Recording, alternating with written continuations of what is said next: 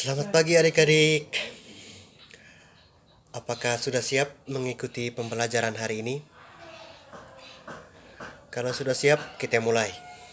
Yang pertama-tama untuk mengawali kegiatan kita pada pagi hari ini, kita akan memulai dengan kegiatan rutinitas kita, yaitu berdoa. Berdoa mulai. Berdoa selesai. Baik, sebelum kita lanjut pembelajaran kita pada pagi hari ini, pertama-tama saya akan memperkenalkan nama lengkap saya Dionysius Tuksin Japa, dan saya mahasiswa semester 4 dari Stipa Santo Sarius Ruteng. Namun sebelum kita mulai untuk menjelaskan tema yang kita bahas pada hari ini, pertama-tama saya mau tanya dulu kepada adik-adik, apakah perbedaan laki-laki dan perempuan? Baik, terima kasih adik-adik. Jawaban dari kalian semua itu benar. Namun, saya akan menjelaskan lebih jauh lagi siapa itu perempuan dan siapa itu laki-laki. Untuk itu, tema yang kita bahas pada pagi hari ini adalah bersyukur sebagai laki-laki dan perempuan. Namun, adapun tujuan dari pembelajaran kita pada pagi hari ini, yang pertama yaitu mengetahui perempuan dan laki-laki. Lalu yang kedua, menjelaskan pengertian perempuan dan laki-laki. Baik, kita mulai dengan penjelasan kita. Yang pertama itu pengertian dari laki-laki. Ini adalah gambar laki-lakinya. Laki-laki. Sudah lihat semua ini laki-laki? Dan yang kedua, ini adalah perempuan. Sudah lihat semua ini gambar perempuan? Baik, adik-adik. Untuk menjelaskan siapa itu perempuan dan siapa itu laki-laki, yang pertama kita akan menjelas dulu pengertian laki-laki. Laki-laki adalah salah satu dari dua jenis kelamin manusia, yaitu laki-laki dan perempuan. Penggunaan istilah laki-laki dalam bahasa Indonesia, khususnya untuk manusia sebagai hewan, dipergunakan untuk jantan. Lalu yang kedua, perempuan adalah secara etimologis. Kata perempuan berasal dari bahasa Sanskerta yang artinya hormat, kehormatan, lemah lembut, memiliki hati yang tulus. Empu yang kemudian membentuk kata perempuan. Empu dalam bahasa Jawa kuno atau kuno berarti tuan, mulia, kuno. Itu dari bahasa kuno. Lalu dari kata empu dibentuk kata empunya berarti pemilik tuan. Kata perempuan secara utuh diartikan sebagai sesuatu yang dikelilingi, yang terkandung kepadanya. Lalu keunikan. Pengertian keunikan. Keunikan adalah pada hakikatnya manusia diciptakan Tuhan sebagai laki-laki dan perempuan yang memiliki keunikan itu, bahkan keduanya merupakan citra, gambar atau serupa dengan mulia. Kata unik berasal dari kata bahasa Inggris yaitu unus genius, atau bahasa Latin unus yang artinya satu. Unik berarti kekhasan yang dimiliki oleh sesuatu orang saja tanpa dimiliki oleh orang lain.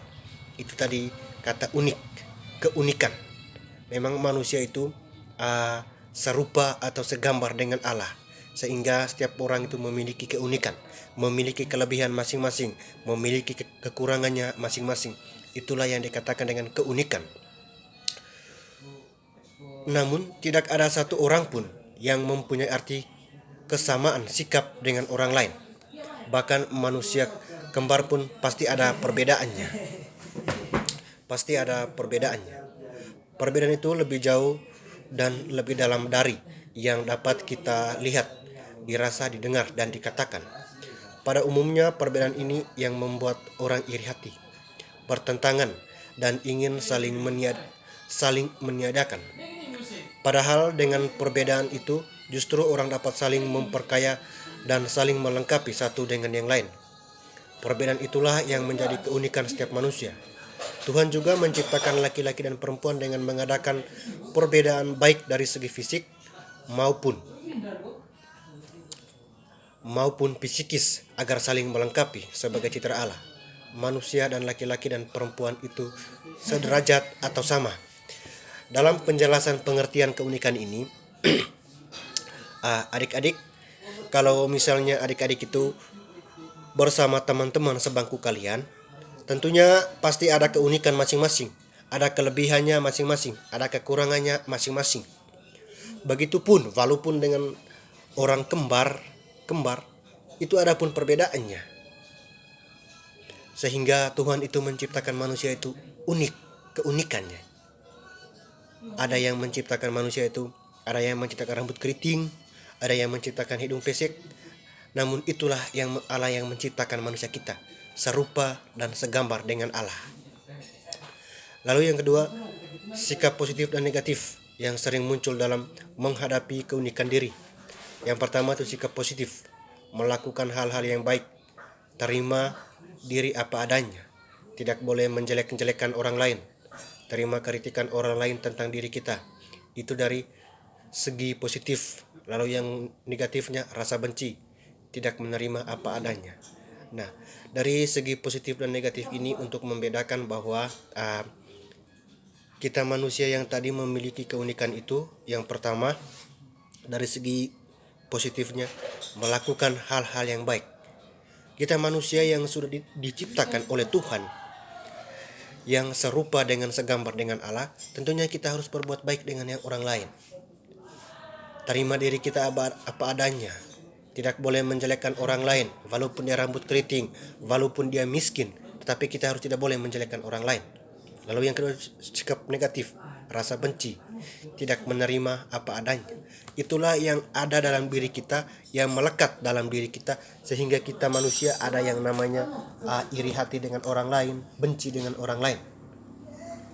Lalu menerima keunikan dan dari sesama, menerima keunikan diri dan sesama sebagai anugerah Allah yang patut disyukuri, serta terpanggil untuk mengembangkan diri sebagai laki-laki dan perempuan, menunjuk kesempurnaan sebagai citra Allah. Kita sebagai perempuan atau laki-laki hendaknya menghargai keunikan yang melekat pada dirinya dan orang lain, serta mensyukuri keunikan dirinya, berkat dan potensi Allah karunia pada dirinya. Itulah yang dikatakan dengan menerima keunikan dari sesama. Sebagai citra Allah, walaupun kita sama mirip tetapi segambar dengan Allah, tentunya kita juga menerima keunikan dan kekurangan dari orang lain. Misalnya, ketika saya ada perbedaan dengan si dia, namun saya juga harus menerima keunikannya itu. Saya tidak bisa menolak karena saya dengan orang ini berbeda. Itu yang dikatakan dengan keunikan. Lalu bentuk-bentuk ungkap syukur manusia sebagai laki-laki dan perempuan. Yang pertama itu merawat anggota tubuh kita dengan baik, mencintai diri kita sesuai dengan harkat dan martabat manusia yang sesungguhnya, tidak terlibat dengan pergaulan bebas dan kemalasan. Nah, inilah yang dikatakan dengan bentuk-bentuk ungkapan syukur manusia sebagai laki-laki dan perempuan. Yang pertama itu merawat anggota tubuh. Untuk merawat anggota tubuh, kita sebagai manusia, laki-laki dan perempuan, kita juga harus saling menjaga, merawat diri kita dengan baik, lalu mencintai diri kita dengan harkat dan martabat manusia yang sesungguhnya. Kita juga harus saling mencintai harkat dan martabat kita, dan kita juga tidak menjualkan diri kita secara bebas-bebasnya kepada orang-orang. Itulah yang dikatakan dengan bentuk ungkapan syukur kita manusia sebagai laki-laki dan perempuan, lalu tidak terlibat dengan pergaulan bebas dan kemalasan. Inilah yang perlu ditekankan pada dewasa ini.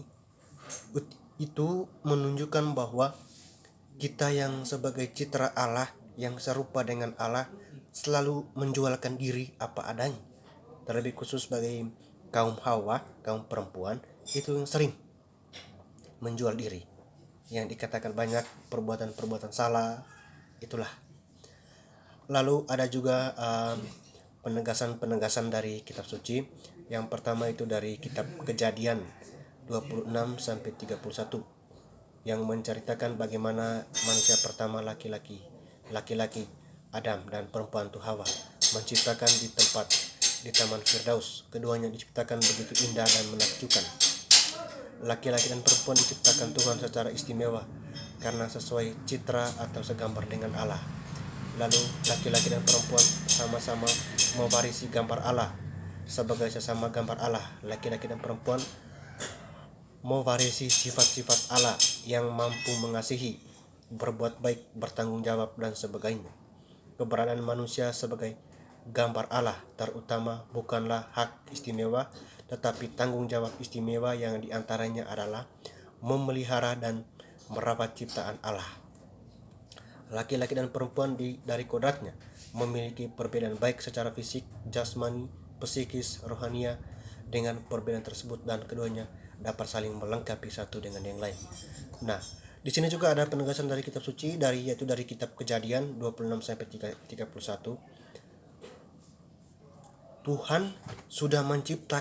Allah sudah menciptakan manusia serupa dan segambar dengan Allah. Tetapi pada hakikatnya manusia itu saling mengasihi, saling mencintai satu sama lain, saling merawat apa yang sudah Allah berikan kepada kita. Itulah yang dikatakan dengan manusia itu unik dan manusia itu mengalami perbedaannya kita masing-masing. Baik, terima kasih adik-adik.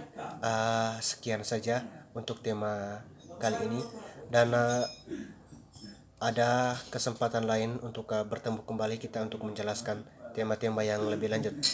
Sekian dan terima kasih.